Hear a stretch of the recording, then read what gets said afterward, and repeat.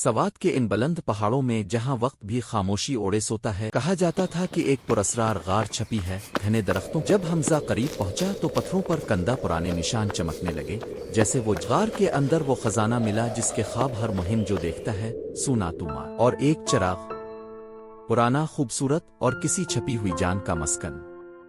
حمزہ نے ہچکی، جیسے ہی اس نے رگڑا شولوں کی ایک گرج اٹھی اور صدیوں پرانا سحر جاگ گیا۔ آگ کی سے وہ نمودار ہوئی، نور النور، ایک جنی روشنی اور شعلے کی۔ اس کی آنکھیں حمزہ سے ملے، نہ غصے میں بلکہ تجسس، اور کبھی بادشاہوں کی خدمت گزار نور کو ایک سلطان نے دھوکا دیا۔ اس کی طاقت سے خوف زدہ ہو کر اس نے نور کو چراغ میں قید کر دیا۔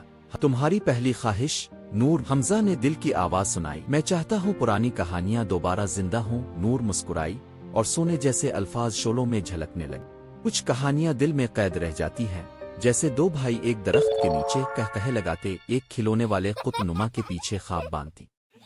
میں چاہتا ہوں کہ ماضی سے صلح ہو جائے۔ نور نے حمزہ کو ان یادوں میں واپس لے جا کر درد کو مرہم میں بدل۔ ایک آخری خواہش باقی ہے، نور نے کہا۔ حمزہ نے اس کی طرف دیکھا، نہ جنی کے طور پر بلکہ ایک احساس کے طور پر۔ میں چاہتا ہوں تم آزاد ہو جاؤ۔ اور پھر شعلے بجھ گئے۔ نور، جو کبھی آگ تھی، اب گوشت و پوست کی ایک عورت تھی، زندہ، آزاد۔ اس نے پہلی بار سورج کی روشنی دیکھی، اور وہ بھی اپنی مرضی سے۔ اس کی آنکھیں بند تھیں، اور چہرے پر ہوا کا لمس مسکراہٹ بن گیا۔ گاؤں کے بچے جنہوں نے کبھی جنی نہیں دیکھی نور سے ایسے ملے جیسے وہ ان کی اپنی ہو۔ اس کے قہقہے آگ سے نہیں، خوشی سے نکلے۔